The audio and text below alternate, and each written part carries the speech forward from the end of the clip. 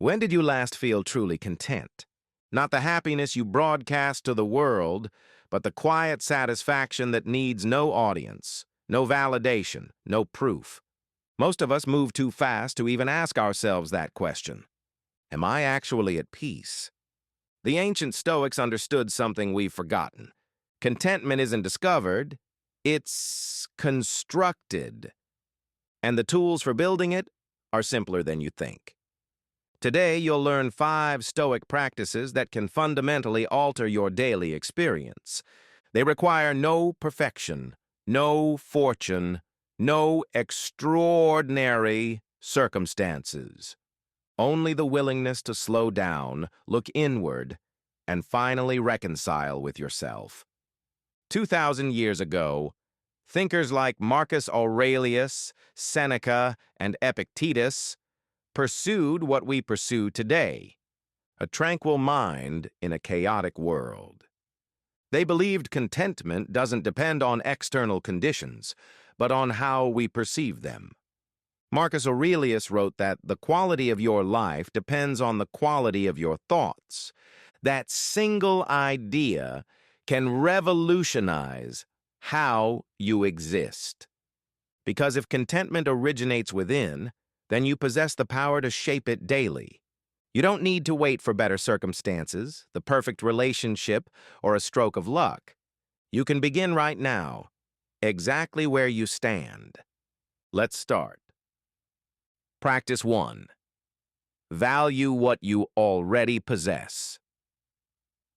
Most people spend their lives chasing what's next. The promotion, the ideal physique, the dream house, the flawless partnership. They believe contentment waits at the finish line of their ambitions. But the Stoics remind us of a harder truth. Contentment doesn't arrive when you obtain what you desire. It arrives when you recognize the worth of what you already hold. Appreciation isn't pretending everything is perfect. It's acknowledging that even now, life offers countless reasons for thankfulness. Your health, your relationships, your growth, your lessons. Even your failures brought you here. Start noticing the small things. The warmth of morning coffee, the sound of genuine laughter, the opportunity to begin again each day. Appreciation anchors you in the present moment and transforms ordinary days into meaningful ones. When you learn to value what's already here, life stops being a race and becomes a journey. The Stoics practiced appreciation daily. Seneca wrote that he who is content with what he has is truly wealthy. This wealth doesn't depend on possessions, but on perception. Before we continue, this is where most people quit. If you're still here, you're different. Subscribe to this channel, not for motivation, but for mental tools you can actually use. In a world of noise, we offer direction. In a world of distraction, we build discipline. Hit that subscribe button now. Let's continue. When you stop running toward what's missing and start observing what surrounds you, you'll realize how abundant your life already is. Practice 2. Release what you cannot influence. Nothing destroys our peace faster than attempting to control the uncontrollable. Other people, their judgments, the past, the future. These exist beyond your reach, yet we grip them as if anxiety could alter them. Epictetus stated it plainly. Some things are within our power, and some things are not. Peace begins when you finally accept that distinction. Abandon the need for everything to align with your preferences. Release the burden of pleasing everyone. Stop fighting battles that only deplete your energy. You cannot change the weather, the traffic, or others' opinions of you, but you can always choose your attitude, your words, and your response. That is where your true power resides. When you surrender what's beyond influence, your mind finds space to breathe. You stop reacting and start living. The Stoics weren't cold or indifferent. They simply refused to suffer twice. once from what occurs and again from resisting it. Let life unfold naturally. Trust that you'll handle whatever arrives. Freedom begins where the need for control ends. Practice 3. Maintain your mind as you maintain your body. When your body hurts, you rest it. When you're ill, you seek treatment. But when your mind aches, when you're drowning in anxiety or overwhelmed by sadness, how often do you actually stop to heal it? Most people ignore it. They bury it under distractions, endless work, or constant noise.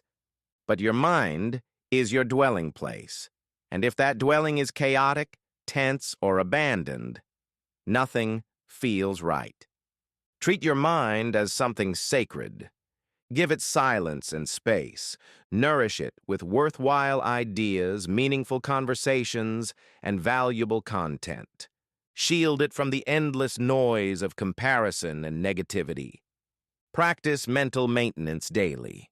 Write what you feel, meditate, walk without your device, establish boundaries, and request help when necessary. A healthy mind isn't an empty mind. It's a mind that knows how to process pain without being consumed by it. It's strong, yet flexible, grounded, yet open. The more you care for it, the clearer everything else becomes. Because your contentment doesn't depend on how flawless your life appears. It depends on how peaceful your mind feels. Practice 4. Choose companions who elevate you.